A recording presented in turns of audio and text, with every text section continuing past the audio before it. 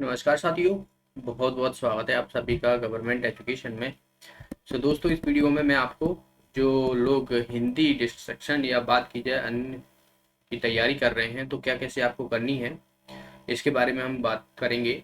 और काफ़ी important lecture है आपके अगले एग्जाम के लिए, क्योंकि यहाँ पर आपको 70 नंबर मिलने वाले हैं हिंदी डिस्ट्रक्शन में। ठीक है, तो आपको करना क्या कैसे, मैं आपको सबसे पहले तो एक बात बता दूं कि अगर आप इसकी तैयारी कर रहे हो तो घर पे कर रहे हो, ठीक है, घर पे कर सकते हो, कोई दिक्कत नहीं है। लेकिन अगर आप कोचिंग अगर कोई ज्वाइन करते हो और वहाँ पे करोगे तो आपको ज़्यादा प्रॉफिट रहेगा। क्यों रहेगा? क्योंकि वहाँ पर जो माहौल होगा, सभी लोग टाइपिंग कर रहे होंगे। आपको जो डिस्ट्रैक्शन है उनकी बात की जाए तो आपको सुनकर जो है वो टाइप करना है। अब जाहिर सी बात है, ज़्यादा लोग होंगे तो क्या है कि कीबोर्ड की आवाज़ भी आएगी और आपको सुनना भी है और टाइप भी करना है। और आपके हर वो स्पेलिंग नहीं होना चाहिए गलती, या बात की जाए आपका जो है वो शब्द नहीं छूटना चाहिए, गलती नहीं होना चाहिए विराम वगैरह इन सब में।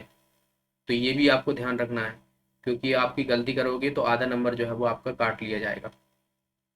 तो ये सब चीज़ें आप कोचिंग में अच्छे से कर पाओगे। आपके पास आसपास कोई भी कोचिंग हो जहाँ भी, तो उसे आप ज्वाइन कर लो, जिसमें आपको जो हिंदी डिस्ट्रिक्शन है या आप अन्य किसी की कर रहे हो तो आपको वहाँ पर क्या रहेगा कि वो स्पीकर प्रोवाइड कराएंगे।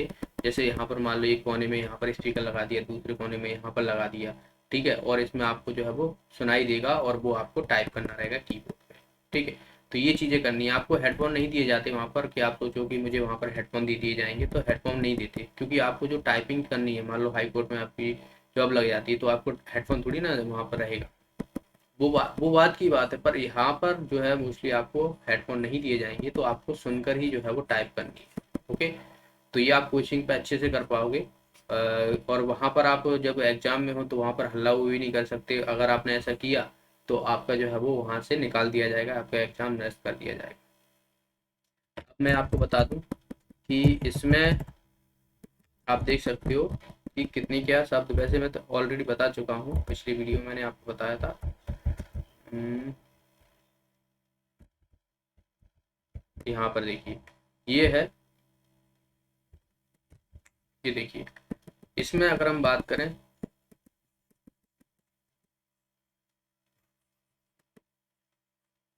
तो ये तो स्टेनोग्राफर का है। तो स्टेनोग्राफर में स्टेनो आती होगी, स्टेनो डिस्ट्रक्शन आपको करना रहेगा, तो इसकी भी आप प्रैक्टिस कर लीजिएगा। इसमें आपको 400 शब्द दिए जाएंगे, ठीक है, और ट्रांसक्रिप्शन टाइपिंग रहेगी, ये भी रहेगी। तो ये आपको 100 मार्क्स का रहने वाला, सबका 100 मार्क्स का ही रहने वाला है, स्टेनोग्राफर हो या असिस्टेंट ग्रेड 3 वाले हो, उन सब पर। ठीक है, तो यहाँ पर आप देखिए, ये 35 मिनट का रहने वाला है। और जो असिस्टेंट ग्रेड 3 वाले हैं तो इनको हिंदी में जो टाइपिंग रहेगी उसमें 350 वर्ड दिए जाएंगे। टाइपिंग मतलब आपने जो सीपीसीटी में की हुई है ना, जैसे आपने सीपीसीटी का एग्जाम दिया है तो वहाँ पर आपको टाइपिंग करवाई थी, तो उसी तरीके से आपको हिंदी की टाइपिंग करना है। लेकिन डायरेक्ट जो सेक्शन रहेगा तो वो आपको सुनकर करनी है। यहाँ पर आपको 400 वर्ड दिए जाएंगे। अब इसमें देखिए मार्क्स अलग अलग हैं। हिंदी टाइपिंग जो कंप्यूटर पे करोगे, कंप्यूटर की स्क्रीन को देखकर, तो उसमें आपको सिर्फ 30 मार्क्स मिलेंगे, और सुनकर करोगे तो इसमें आपको 70 मार्क्स दिए जाएंगे। तो आप समझ सकते हो कितनी इंपॉर्टेंट है। तो इसीलिए आप अच्छे से कुछ कोचिंग ज्वाइन कर लो। मेरी मानो तो आप, अगर आपको आती है तो बहुत अच्छी बात है, और आपको प्रैक्टिस करनी ही रहेगी। फिर भी आप प्रैक्टिस कीजिए जब तक आपका एग्जाम नहीं हो जाता है। ठीक है, ये असिस्टेंट ग्रेड 3 की बात करें तो यहाँ पर आपको इस सेक्शन में जो है वो 400 शब्द दिए जाएंगे, ट्रांसक्रिप्ट टाइपिंग रहेगी, ये भी हमारा 100 मार्क्स का रहेगा। इसमें 5 और 30, ये 35 मिनट का रहने वाला है। तो ये आपका एग्जाम है, इस तरीके से आपको प्रिपरेशन करनी है। रिमंटन गैल में आपको हिंदी टाइपिंग करनी रहेगी। ठीक है, ये देखिए यहाँ पर साफ साफ लिखा भी हुआ है, कल मैंने आपको बताया भी था कि जो आपको सहायक ग्रेड 3 मुख्य परीक्षा में 10 मिनट में आपको 350 word Hindi typing matter type करना रहेगा, तथा उसके पश्चात जो है वो आपको हिंदी डायरेक्ट डिक्टेशन दिया जाएगा, जो लगभग 400 शब्दों का होगा। ठीक है, उसी आपको सुनकर तैयार। तो ऐसे ही आप इसे भी देख सकते हो। इंग्लिश नोई में 5 मिनट दिए जाएंगे, 400 शब्द में रहेगा, और जो ट्रांसक्रिप्शन रहेगी वो 30 मिनट का रहेगा, कंप्यूटर एंड ट्रांसक्रिप्शन। ठीक है, तो ये आप समझ सकते हो किस तरीके से आपको प्रिपरेशन करनी है। आप गलत मलत करोगे तो आपके नंबर काट लिए जाएंगे। मैं आपको एक बार फिर बता दूं, गलत शब्द, वर्तनी, स्पेलिंग त्रुटि, शब्द छूट जाना, और विराम चिन्ह की त्रुटि आदि होने पर जो है वो आपके आधे नंबर जो है वो काट लिए जाएंगे। ठीक है, आधे नंबर काट लिए जाएंगे। अगर आपको 120 त्रुटि देखने को मिलती है तो आपको 0 अंक दिया जाएगा।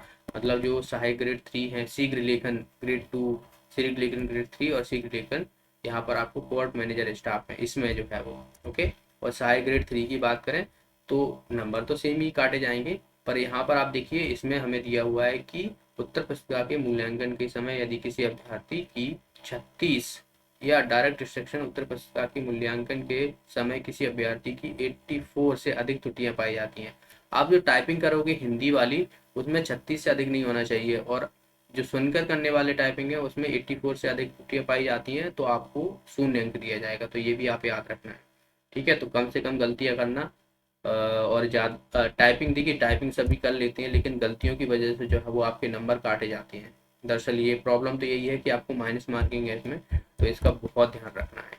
ओके, तो आई होप आप समझ गए होंगे कि मैं क्या कहना चाह रहा हूँ। तो अच्छे से आप प्रिपरेशन कीजिए। बाकी आपका कोई भी डाउट है तो आप मुझसे पूछ सकते हो कमेंट बॉक्स में। तो मिलते हैं नेक्स्ट क्लास में, तब तक के लिए बहुत बहुत धन्यवाद।